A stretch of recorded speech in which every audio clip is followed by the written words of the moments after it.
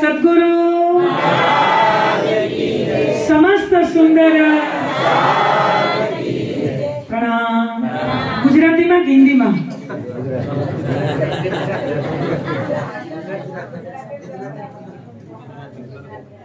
चलो मैं खबर जती है तो पूछू।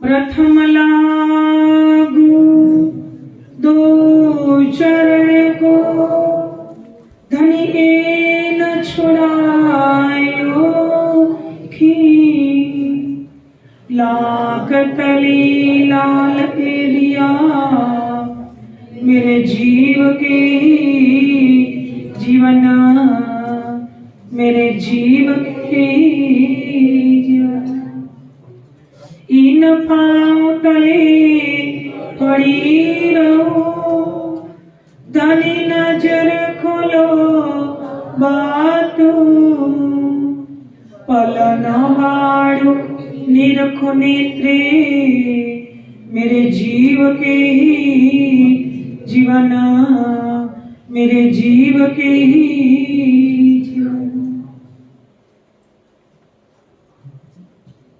रोज खा रखे बेटा।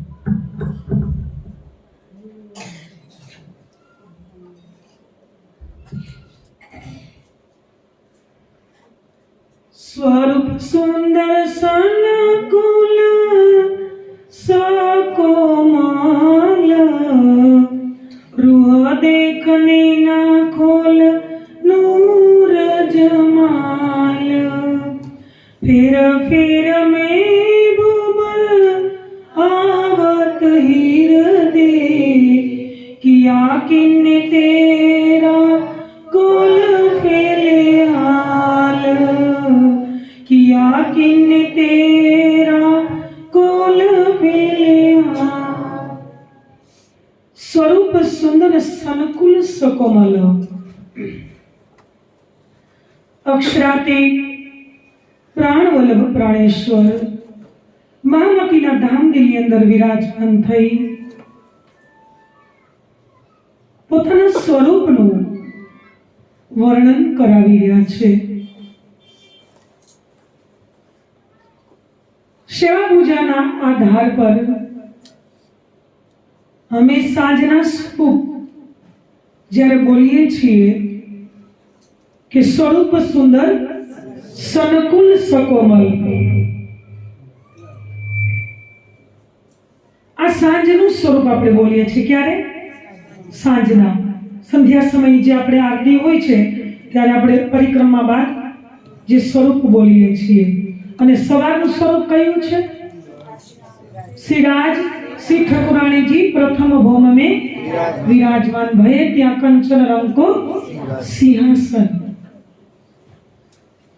तो जे सांजनु स्वरूप આપણે બોલીએ છીએ એ સ્વરૂપનું એ પ્રકરણનું અવતરણ પદ્માવતીપુરી ધામમાં કિરંતન ગ્રંથ વાણી જેના 112 નંબરનું પ્રકરણ છે 112 નંબરના પ્રકરણથી લઈ 117 સુધીના જે પ્રકરણો છે એ પદ્માવતીપુરી ધામની અંદર ઉતરા છે। હવે धामधनिया वाणीना माध्यमथी कहे छे कि अबलो हक सूरत वर्णन करी नकी। આપણે આખી ચોપાઈની બોલી અડધી કલાકમાં જ આપણે બધું પાંચે ચોપાઈ છ ચોપાઈ જે બી પ્રકરણની છે એને આપણે ભાવ સમજી લેશું।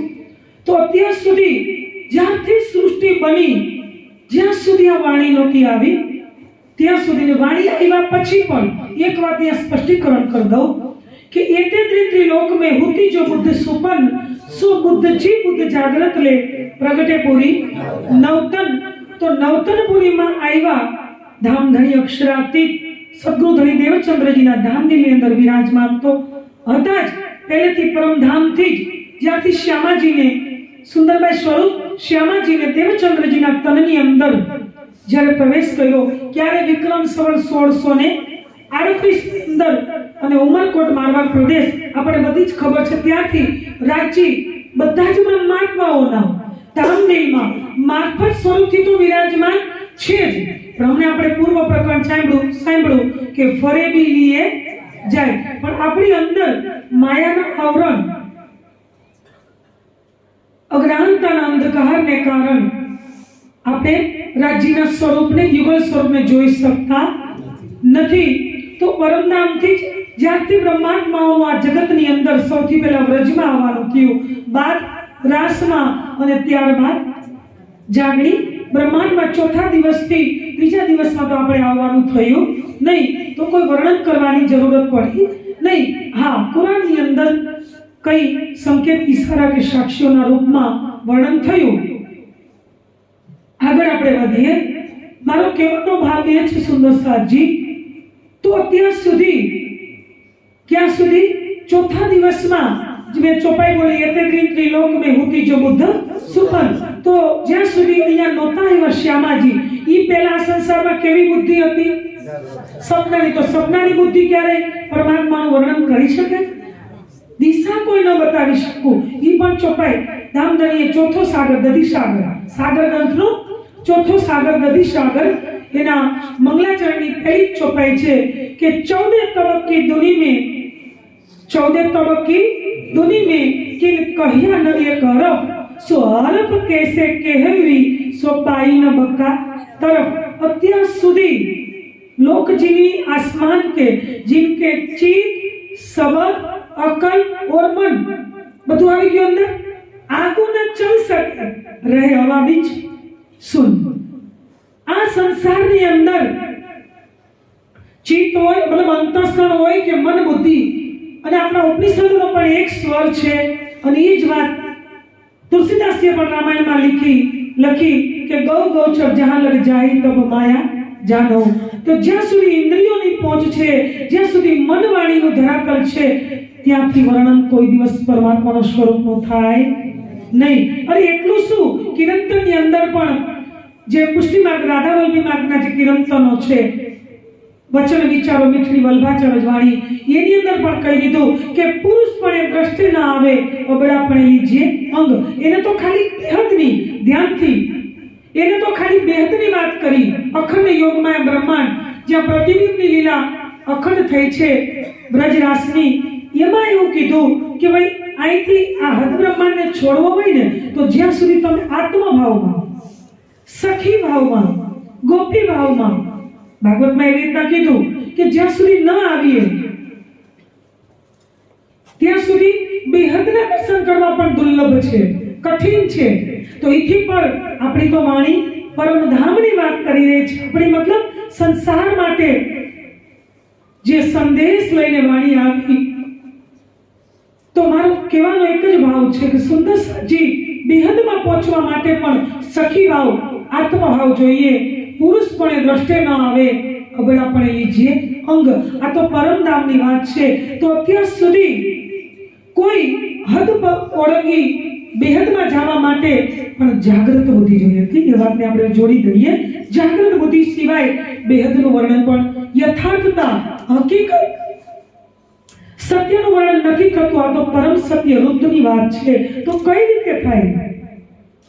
તો યહાં હું ભેદ એ બતાવવા જતી હતી ધ્યાનથી કે જાગૃત બુદ્ધિને આવી ગઈ. મેં હમણાં ચોપાઈ બોલી ને કે 14 तबक की दुनी में किन कहिया ने एक हरफ, अथवा दोनों चौपाई ने जोड़ दे बे कि एते त्रिलोक में हुती जो बुद्ध सुपन. तो चलो सपनाની બુદ્ધિ છોડી દઈએ. એથી ઉપર આવે એક વિવેક બુદ્ધિ, જે સત્ય અને અસત્યનું અંતર કરે, તફાવત કરે, કે જેનાથી નિર્ણય લઈ શકાય કે આ સત્ય છે અને આ અસત્ય છે. હવે એનાથી ઉપર આવે જાગૃત બુદ્ધિ, કે જે હકીકત, સત્યનું જ્ઞાન પ્રાપ્ત કરાવે, યથાર્થતા, જે બેહદનું. પણ અહીંયા તો કીધું કે શું કીધું? એ લુંદની ગોતે ખાત.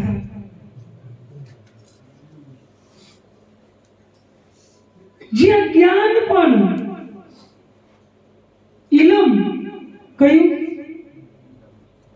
હજી આગળની વાત, જે જાગૃત બુદ્ધિથી આગળની વાત ઓર લઈ જાઓ તો કીધું કે જાગૃત બુદ્ધિનું જ્ઞાન બી કયું રહ્યું? તો કીધું કે કિરંતન સુધી. ખુલાસા ખિલવત જે 1735 વિક્રમ સંવત 1735 પછી જે ખીલવત પરિક્રમા સાગર સિંગારની વાણી જે ઉતરવા લાગી, એ જ્ઞાન કયું કીધું? નિજ બુદ્ધિનું. કયું? નિજ બુદ્ધિ વગર.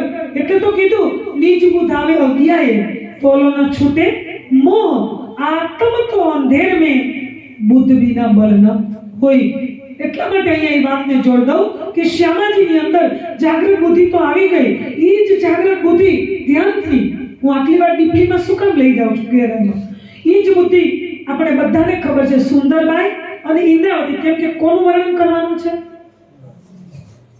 અક્ષરાતીતના સ્વરૂપનું. અને એ પણ આ કિરણતનો ક્યાં ઉતરા છે? હમણાં જ કીધું પદ્માવતી પુરીની અંદર. તો નિજ બુદ્ધિ તો વિક્રમ સંવત 1735 પછી આવી ગઈ હતી. હવે મારે વાત તમને એ કરવાની છે કે બંને આત્માઓનું મિલન, એ વાતો કરતી હતી ને, જ્યારે વિક્રમ સંવત 1687 સુંદરબાઈ અને ઇન્દ્રાવતીનું મિલન જ્યારે થયું જામનગરની અંદર, નવતનપુરીની અંદર, ત્યારે કીધું કે આઈ કે ચરણો લગી તિતહી દઈ નિધ તત્ખી હૃદય મિલે આઈ જાગૃત બુદ્ધ.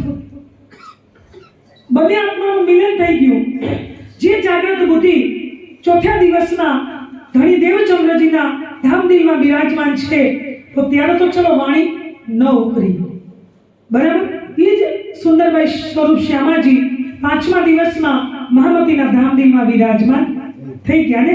તો વિરાજમાન થઈ ગયા પછી વિક્રમ સંવત 1714 થી 15 ની વચ્ચે આ વર્ણન થવું જોઈએ ને.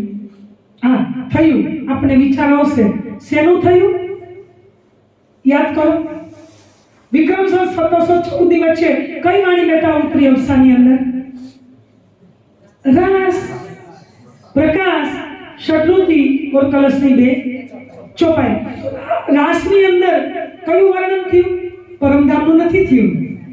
દેખો, હું એ વેદ બતાવી રહ્યો છું. કયું થયું?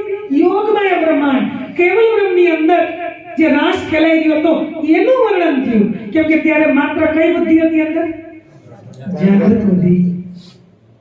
તો જાગૃત બુદ્ધિ ક્યાં સુધી ચાલી એ લીલા? શ્યામાજીને પણ પૂર્ણ પહેચાન, ધ્યાનથી, શ્યામાજીને પણ પૂર્ણ પહેચાન ક્યારે થાય છે? વિક્રમ સંવત 1735 પછી. ક્યારે? ઈસા પાતશાહી બરસ 40, જ્યારે શ્યામાજીના 40 વર્ષ પાતશાહીના કીધા, 35 થી 45 વચ્ચેના 10 અને 45 થી 75 વાળા 30, એ 40 વર્ષ. તો પહેલા જે 10 વર્ષની અંદર આપણે વાત કરી 35 થી 45, તો એમને પણ પહેચાન. જ્યારે નિજ બુદ્ધિ આવી તો નિજ બુદ્ધિ વગર શ્યામાજીને પણ પૂર્ણ પહેચાન ન થઈ.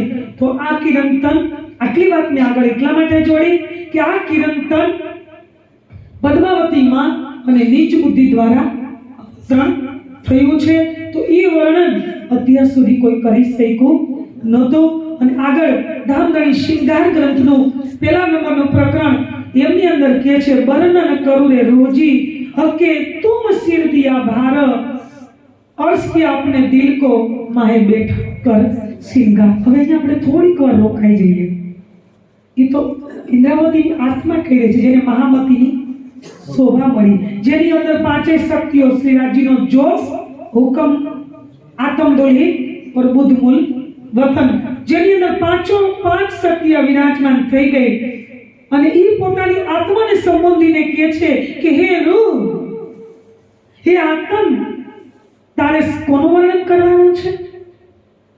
અને તને મૂળ સ્વરૂપે હકે તુમ સિર દિયા. તો ઇન્દ્રાવતીની આત્માનો મૂળ સ્વરૂપ સંકેત કરી રહી છે કે તને ઉત્તરદાયિત્વ કોનું? હક સુરત અત્યાર સુધી કોઈ દિશા નિર્દેશન કેમ ન કરી શક્યું? મેં આગળ તમને વર્ણન કરી દીધું. અને તને યુગલ સ્વરૂપનો મતલબ શ્રી રાજજીના સ્વરૂપનું વર્ણન કરવા માટે હે આત્મ, ઇન્દ્રાવતીની આત્માને કહે છે કે તને શોભા મળી અને તારા દિલને અર્શ બનાવ્યો, ધામ બનાવ્યો, માહે બેઠાઓ કર સિંગાર. તો અત્યારે કોને કહી રહ્યા છે ભાઈ?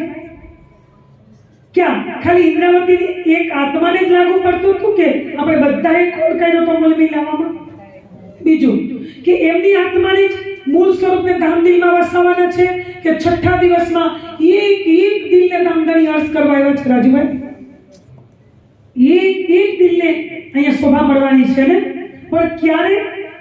જ્યારે એ ચિત્તવની, જ્યારે એ ધ્યાનના માધ્યમથી ઇતહી બેઠે, અહીંયા બેઠા બેઠા એ યુગલ સ્વરૂપને, જ્યાં સુધી આપણે યુગલ સ્વરૂપને નહીં જોઈ લઈએ ત્યાં સુધી આપણી જાગણી સંભવ નથી. એટલે તો કીધું યહી આપની જો યાદ આવે નિજ સુખ.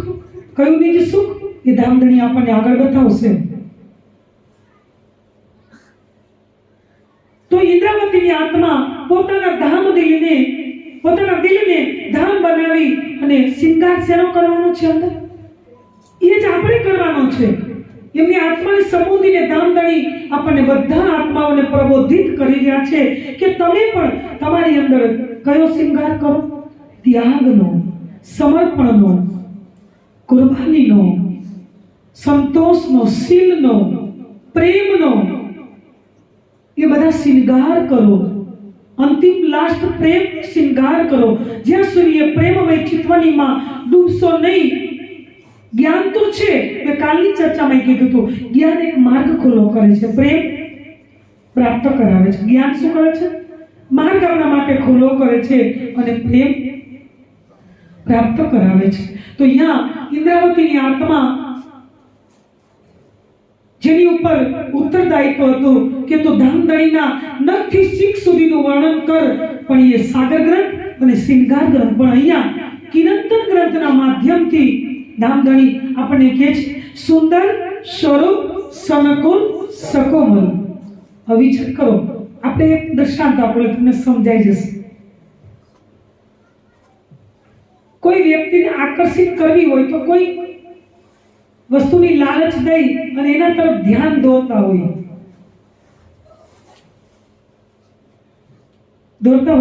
કે જુઓ આ કેટલું સુંદર છે, જુઓ આ વસ્તુ કેટલી સુંદર છે, એના તરફ આપણે ધ્યાન દોરવા, એને આકર્ષિત કરતા હોઈએ છીએ. વિચાર કરીએ, હમણાં જ અશોકના મુખારવિંદથી આપણે સાંભળ્યું, બરાબર, કે આપણા માસૂમનું મુખ જોવા માટે, બરાબર, આપણને એની સંસારની તુચ્છ ચીજો આપણને ક્યારેય ભૂલાતી નથી. મને બતાવો, તમે 15 વર્ષ પહેલા અમેરિકા ગયા હતા, તમારું એક ઘર, તમે અહીંયાના માન લો કે PR થઈ ગયા છો, થોડા સમય માટે તમે ઇન્ડિયા આવ્યા છો, બરાબર, એમ જ આપણે પરમધામથી આપણું પરમેનન્ટ રેસિડેન્ટ ક્યાં છે? નહીં, મને તો ઝાલાપુરા લાગે છે અથવા રાજકોટ. તમને એવું થશે જ્યોત્સનાબેન એનું કેમ નામ નથી લેતા? બરાબર, ખરેખર આપણે PR ક્યાંના છીએ?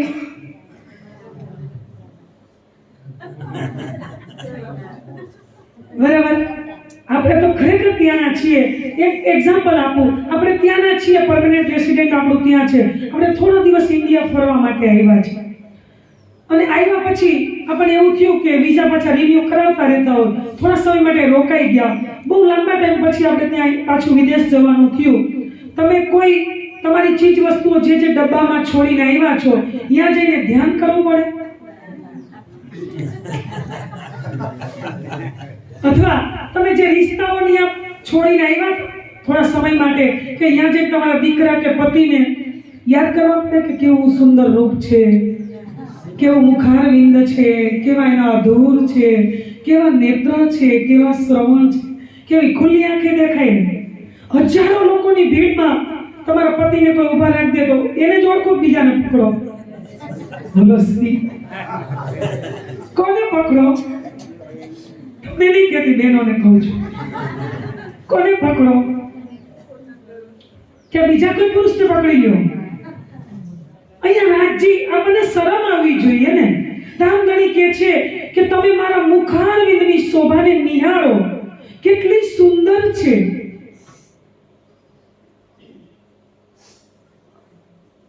જે આપણને કઈ સમય પહેલા જોયેલી ચીજ ભૂલાતી નથી, જેનું ધ્યાન નથી કરવું પડતું. અને હમણાં આશો કે આપણને એ વાતથી બહુ જ સુંદર રીતે સમજાવ્યા. હું એક વાત કહું, સુંદરસાજી, જેની પાછળ આપણે કાલની ચર્ચામાં લગભગ એને અલગ રૂપમાં વર્ણન કર્યું હતું કે જેની પાછળ આપણે જીવન લગાવી દીધું પૂરું, કેટલા વર્ષની આપણી લાઈફ લગાવી દીધી, બરાબર, આપણે એના બદલામાં મળ્યું છે. સાચું અશોકી કહેવાનું ભૂલી ગયો નહીં, પણ બીજી વાતથી એને બતાવ્યું. પણ તમને કે મને કોઈ પ્રેમ નથી કરતું, આ કામને પ્રેમ કરે છે. બોલો શ્રી. આપણને કોઈ પ્રેમ કરતું, આપણા કામને પ્રેમ કરે છે. કોને?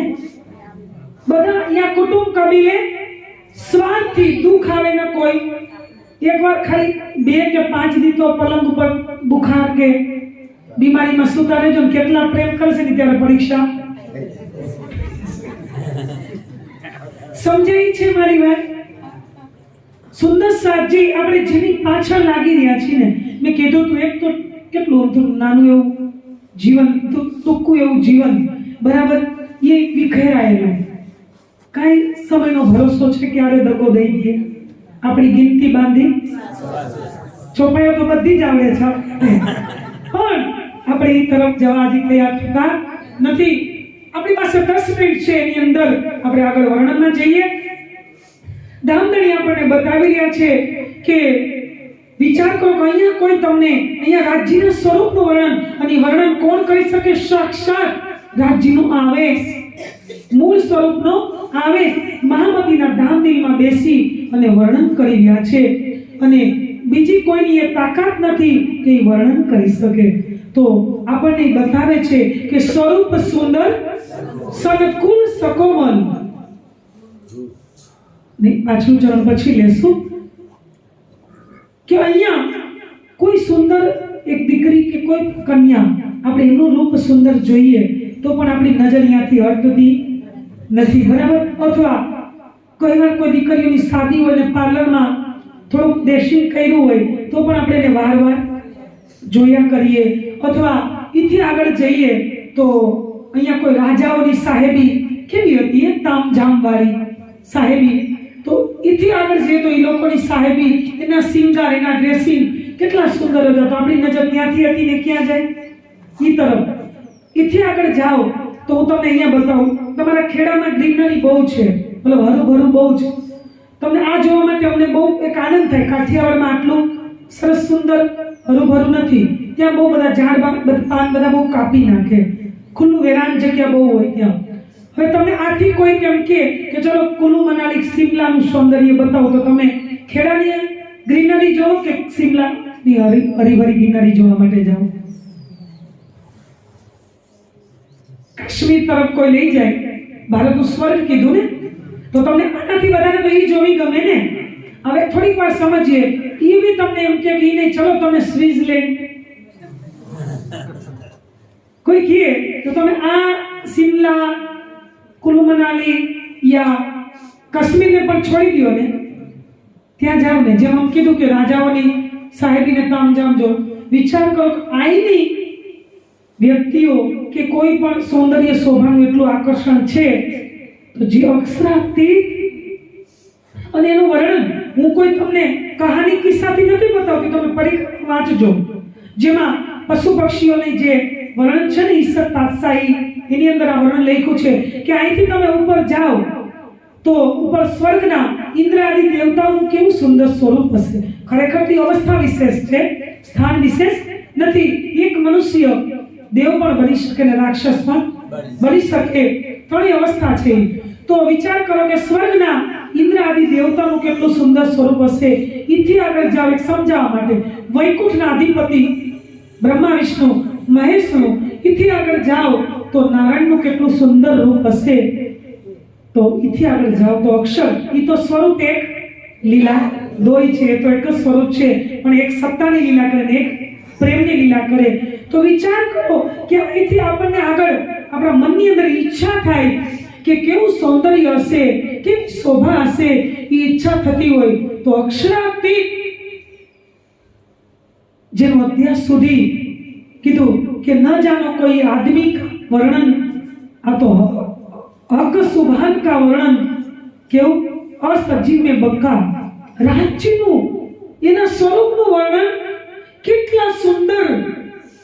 એવા આશિક શ્રી રાજ્ય બ્રહ્માત્માઓના ધામ દિલને અર્થ બનાવી અને પ્રેમનો સાગર લઈ અને આપણા ધામ દિલમાં બિરાજમાન છે. પણ મારફત સ્વરૂપ, કેમ કે રાજ્ય આવે તો સબ કુછ આવી જાય, બધું જ તું માએ સબ આયા તો આપણા ધામદિલમાં ખાલી મહામતીના ધામદિલમાં નહીં તો પરમધામની લીલાઈ ખંડિત થઈ જશે બધાના પણ મહામતીએ જે વિરહમાં ડૂબી અને રાજજીને અવસાનની અંદર પ્રગટ કર્યા અને ધામદિલમાં અખંડ કરી લીધા એ સ્વરૂપને તો એ જ લીલા આપણી પર ઘટિત થાય આપણે પણ એ જ રીતે ધામદિલમાં વિરાજમાન કરવાના છે અને અહીંયા વર્ણન દ્વારા બતાવે છે રાજજી શું બતાવે છે કે એવું સુંદર સ્વરૂપ અને રાજજી આપણા માટે આશિક બની પલ પલ એના પ્રેમને પ્રસ્તુત કરી રહ્યા છે કે મારી રૂહ કોઈ પણ પ્રસંગથી કોઈ પણ માધ્યમથી મારી તરફ આકર્ષિત થાય અને મારા સ્વરૂપને જોવે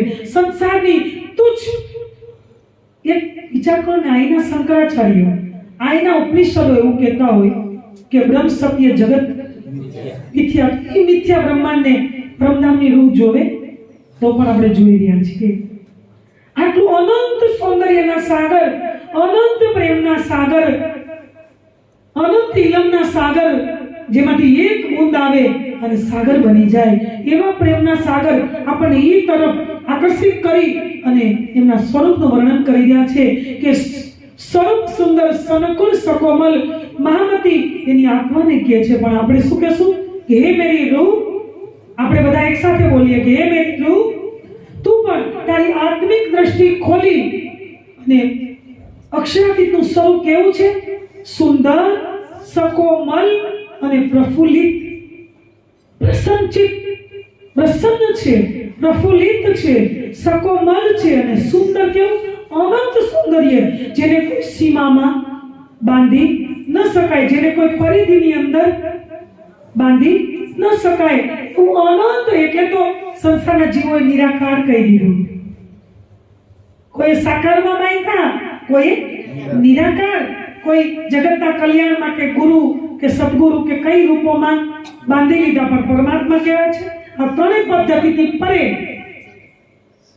નિર્વિકાર પ્રેમ શુદ્ધ સ્વરૂપ આનંદના સ્વરૂપ છે પરમાત્મા અને એ અક્ષરાતીતનું વર્ણન કઈ વાંધો નહીં એક જ ચોપાઈનું લઈએ 5 મિનિટ છે મારી પાસે બાકીની ચોપાઈ રાત્રિ મંચ યા કાલના પ્રસંગમાં નારાની અંદર લેશું પણ અહીંયા ધામધણી કહે છે મહામતીના ધામની અંદર વિરાજમાન થઈ કે શું કહે છે સકોમલ સુંદર પ્રસન્ન और આગળ કીધું કે દેખ નૈના ખોલ નૂર તેની આત્મિક દ્રષ્ટિ કઈ દ્રષ્ટિ આ બાહરી ભૌતિક નેત્રોથી નહીં અને આપણને બધાને ખબર છે શ્યામાજી જ્યારે ત્રીજા દર્શન શ્યામજી મંદિરમાં કાનજી ભટ્ટ ત્યાં થયા રૂબરૂ 2 કલાક વાર્તાલાપ પછી શ્યામાજીએ પૂછ્યું કે ધણી હવે ક્યાં જવાના કે આ નેત્રોથી હવે દર્શન આપશો તો કે નહીં અંદર બેઠે આકાર મેં હવે હું ભૌતિક નેત્રોથી ક્યારે દર્શન આપીશ નહીં તો કયા નેત્રોથી જોવાના છે અંતર આંખા તબ ખુલે જો દેખે હો નજર અંદરની દ્રષ્ટિથી કઈ દ્રષ્ટિથી અંદરની દ્રષ્ટિથી તો અંદરની દ્રષ્ટિથી જોવા માટે આગળ કીધું કે ફેર ફેર મહેબૂબાવત અરે હે રૂહ તું એટલો તો વિચાર કર કે તારી આવા કોલ ફેર और हार कहनी करनी और रहनी કોને બદલી નાખ્યા મતલબ તારી અંદર આવા હાલ આવી એની કોના આધાર પર તારી અંદર આવી તો ઇન્દ્રાવતીની આત્મા તો પોતા પર લઈને કહે છે કે તું રાજજી તરફ મતલબ મારા અંદરની દ્રષ્ટિ વારંવાર રાજજી તરફ ક્यों આકર્ષિત થઈ રહી છે વારંવાર એ તરફ કેમ એટ્રેક્શન કરી રહી છે વારંવાર એ સ્વરૂપને કેમ જોઈ રહી છે શું કામ કે રાજજીનું સ્વરૂપ એટલું સુંદર છે અને આગળ ધામધણી રહેણીની વાત લાસ્ટ કરી સમય પૂરો થઈ જાય છે 1-2 મિનિટની અંદર આ પ્રસંગને પૂરો કરું તો ધામધણી પોતાના સ્વરૂપનું વર્ણન કરાવી અને આપણને કેવું એમનું સ્વરૂપ છે એટલું સુંદર એમનું મુખાર વિદ એમના ગાલ એમના અધૂર એમના દાંતુન અમૃતથી અધિક કરોડો ગુના મીઠા અધૂર અનંત प्रेम थी भरपूर जीया, एना गाल ट्रांसपरंट, नेत्र चंचल तिरछा, प्रेम थी आनंद थी भरपूर, तिरछी भोए नीलवट, कितना सुंदर ये मुखार बिंद। तो हे रूप, तो तारी आत्मिक दृष्टि थी वार वार ये स्वरूप ने जो, वार वार ध्यान चित्तवनी द्वारा, प्रेममय चित्तवनी द्वारा इस स्वरूप ने જોવાનો પ્રયાસ કરે। જેવી રીતના ઇન્દ્રાવતીની આત્માએ અવસાની અંદર યુગલ સ્વરૂપને પ્રત્યક્ષ કર્યા અને બાદ તો પન્નાની અંદર પહોંચતા તો સુંદરસાજી નખથી શીખ સુધીનો પૂર્ણ વર્ણન એટલો નહીં, 3 વર્ષ સુધી 1747 થી 51 સુધી ચિત્તવનીની અંદર ક્યાં ઘુમરજીમાં ઘુમટીમાં બેસી ઈશાન કોણાની અને 3 સાલ સુધી આપણને રાહ બતાવી। તો આપણે પણ એ માર્ગ પર ચાલી યુગલ સ્વરૂપના અહીંયા બેઠા બેઠા દીદાર કરીએ એ ભાવ સાથે વિરામ। બોલીએ શ્રી પ્રાણનાથ સ્વરૂપ સુંદર સનકુલ સકોમલા,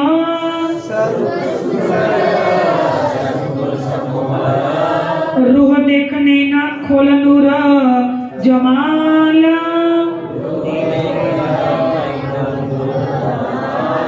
फिर में बुबो आवत हृदय, किया किन्ने तेरा खोल फैले हाला, किया किन्ने तेरा खोल फैले। बोलो श्री प्राणनाथ प्यारे।